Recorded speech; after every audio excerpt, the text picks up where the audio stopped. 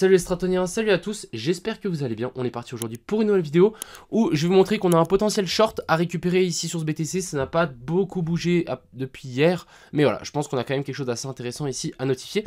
On ira voir l'Ethereum, le BNB et on ira voir le SP500 et l'indice du dollar uniquement dans cette vidéo. Je pense qu'on aura déjà assez à faire avec ces simples cryptos ici. Donc voilà, j'espère que cette vidéo vous plaira. N'hésitez pas à me le faire savoir dans les commentaires et même si elle vous plaît pas, n'hésitez pas aussi à me le faire savoir dans les commentaires s'il y a quelque chose qui doit améliorer ou pas. Et puis voilà, sur ce, on est tout de suite parti. Crypto, millions. Crypto, millions. Commençons directement avec l'analyse de hier. Donc hier, je disais qu'on avait un potentiel chute sur le BTC. On était ici hier, qu'on allait avoir une potentielle chute jusque vers la zone des 25 000. C'est ce qu'on a eu. On a eu le départ de cette première chute, donc plutôt une excellente chose. Et maintenant, je vais vous montrer que, à mon avis, on peut avoir vraiment un petit dernier short à prendre. Je vous montre ça juste sur l'autre chart qui est vierge. Donc en gros ici sur cette charte, qu'est-ce qu'on peut y voir? On peut déjà y voir une inversion structure. On a fait un nouveau plus haut ici, vous voyez qu'on a fait une clôture, donc en fait ici on a bel et bien une autre cosse. Donc ici on a la continuation de la structure qui est haussière. Ça c'est plutôt une excellente chose à notifier. Et ensuite qu'est-ce qu'on est venu faire? On est venu nous faire notre potentiel boss. Donc, mais c'est même pas notre potentiel, c'est notre boss. Donc ici en fait on a eu notre inversion de structure qui s'est matérialisée étant donné que là on a fait une clôture au-dessus de cette mèche là. Et là on a fait une clôture sous cette mèche là. En plus c'était un mouvement assez violent. Donc plutôt pas mal pour le coup. Ensuite on remonte, on est revenu chercher vachement haut. Je pense qu'on est venu chercher jusque... Il y avait peut-être une zone... Non, ouais, on est venu vraiment chercher très très haut. Hein. Ici ce niveau là. Et ensuite ici on a continué cette potentielle chute. Donc une fois qu'on a eu cette inversion structure, à mon avis il y a des gens qui sont rentrés ici en short. Tu peux rentrer ici, on aurait pu rentrer ici en short avec un stop loss ici en dessous. Ça aurait été plutôt clean, mais voilà. Pour le moment, moi j'ai pas shorté et je me suis dit ok, il y a moyen que ça continue à descendre. Et on a continué à descendre, ici on est remonté tranquillement, on a laissé de nouveau une petite poche de liquidité qu'on est venu récupérer maintenant. Ce qu'on est en train de faire ici tout simplement, c'est qu'on est en train de nouveau recréer une poche de liquidité. Et si on passe par exemple en 4 heures, qu'est-ce qu'on peut voir? On va pouvoir voir qu'on a laissé une énorme zone ici de fair value gap, on l'a même en 2 heures. Et il me semble qu'en 1 heure, ouais, en 1 heure on est venu chercher seulement la moitié. Mais en gros, techniquement, moi ce que j'y vois, c'est une potentielle continuation ici vers le bas pour en fait rejoindre notre zone des 25 000. Cette zone ici des 25 000 est bien matérialisée aussi par une énorme zone ici de fair value gap qui peut à mon avis largement être utilisée comme target. Donc elle est en 1 heure. Je pense qu'on peut avoir quelque chose d'assez pas mal. Si on revient chercher cette zone là, on va mettre FVG. Et je pense qu'on peut même tirer aussi un Fibo par rapport à ce sommet et à ce plus bas. Chercher la zone d'OTE aussi. Alors hop, donc on a la zone d'OTE qui est ici aussi, donc ça c'est plutôt une excellente chose, les deux se recoupent, donc là on peut avoir un point, on commence à avoir un point un peu plus précis vers la zone des 25 400, je pense qu'on peut quand même descendre vers la zone pile poil des 25 000, ce serait un retest plus pointilleux du haut du range. Donc le plan, c'est en tout cas de venir ici target, donc ces deux zones, zone OTE plus zone de fair value gap.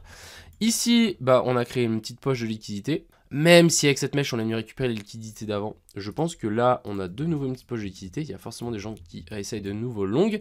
Et où est-ce qu'on a une poche de liquidité du coup au sud? C'est relativement simple à notifier. Pour moi, là, on a clairement des stop loss qui sont matérialisés. Alors, on va pouvoir mettre ici un petit dollar. Et ensuite, on a une petite zone de fair value gap ici en 15 minutes, juste au-dessus. Donc, pour moi, ce qui ferait du sens, c'est un petit pump. On vient chercher la zone de fair value gap ici au nord. C'est environ la zone des 27 400 à la zone des 27 560. En plus, on est bearish, on n'a rien à dire. Ici, on a notre jolie inversion structure. Donc, un potentiel rebond jusque dans cette zone-là. On passe au-dessus, récupérer les stop loss. On nous fait une petite correction ici, donc correction de la baisse en A, B et puis C. On vient chercher ici notre zone de fair value gap et ensuite on redescend chercher notre target. Donc en théorie, à mon avis, ici il y a peut-être moyen de trouver une jolie petite zone de short.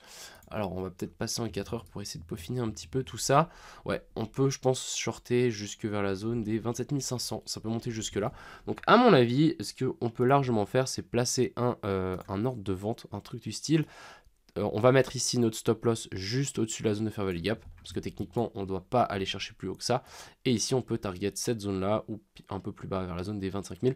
Moi je pense qu'on peut même target la zone des 27 000, on va prendre la moitié ici de la zone de fair value gap en 4 heures.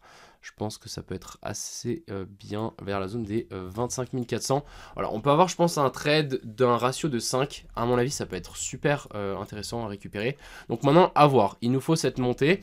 Personnellement, moi, ce que je vais essayer de faire, c'est je vais attendre une inversion de structure ici en plus petite time frame. Si vraiment on vient chercher un petit peu plus haut dans la zone de fair value gap. Et si je vois qu'on a un truc, j'essaierai de shorter à partir du moment où le top a été fait. Parce qu'on peut largement pousser un petit peu plus haut. J'ai pas envie de le risquer.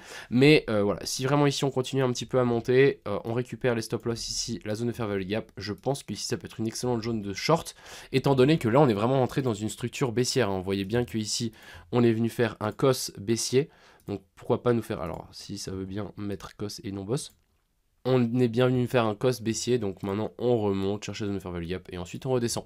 Ça me semble plutôt pas mal. Donc ça c'est vraiment la première target, hein, la zone des 25 000 ici c'est vraiment la première target selon moi. Ensuite bien évidemment on a la zone des 23 700, on a ici la zone d'order block aussi vers la zone des 22 300 et je pense que c'est plus ou moins tout. On a la dernière descente ici, je rappelle que c'est le gap des CME qui est vers la zone des 21 000. Donc personnellement, je vais patienter, je pense que il y a de fortes chances qu'on continue à descendre. Du côté ici de l'Ethereum, qu'est-ce qu'on a eu? On a eu aussi, alors lui, il n'a pas eu d'inversion structure malheureusement, il est quand même un petit peu plus bullish. Ici, on voit bien qu'on est peut-être dans un petit canal baissier, donc pourquoi pas essayer de pousser vers le haut. Après ici, voilà, je pense que l'Ethereum va vachement suivre le BTC et personnellement je préférais trade le BTC que l'Ethereum, sachant qu'on a quand même des zones un petit peu plus basses aussi à potentiellement venir chercher. Ensuite, si on regarde aussi donc Ethereum contre BTC, on peut voir qu'on a eu un petit premier rebond ici. Donc on voit qu'on a l'Ethereum qui prend 2% alors que le BTC qui prend moins 1%. Donc après, est-ce que ici on va pouvoir se dire que c'est un bottom? Je ne pense pas. Vous voyez toutes les liquidités qu'on a laissées ici en dessous. Donc je pense qu'on peut grimper un petit peu pour ensuite redescendre un petit peu plus fort. Ouais, je pense qu'on peut largement faire un petit truc comme ça. Je vous montre ça tout de suite. En gros, ce serait de faire un petit canal, un truc comme ceci. Donc un petit bear flag, on remonte un petit peu, on vient pourquoi pas retester ces zones hautes ici, donc vers la zone des 0,06, et ensuite redescendre un petit peu plus fort, récupérer les zones de fair value gap qu'on a un petit peu plus au sud. J'ai quand même envie de tirer un Fibo par rapport à cette zone ici et cette zone là. Ouais, voyez, je pense qu'on peut descendre encore un poil, chercher la zone des 705, je pense que c'est largement faisable. Et ensuite, on va finir par ici notre BNB, donc le BNB qui n'a pas fait de clôture malheureusement. On commence cette première redescente. Très mitigé, à mon avis, je pense qu'on est vraiment dans cette zone A, B et puis C. Et là, on va venir chercher notre zone OTE. Donc, si on revient chercher notre zone OTE et on vient passer ici en dessous, là, les gars, on aura notre entrée sur le BNB. Voilà un petit peu. On va juste passer aussi sur l'indice du dollar qui est en train de latéraliser ici en dessous. Je rappelle que ici, je m'attends à avoir un rebond et un dump du BTC. Et du côté ici du SP500, pour le moment, il monte tranquillement. Presque il latéralise, mais en montant tranquillement.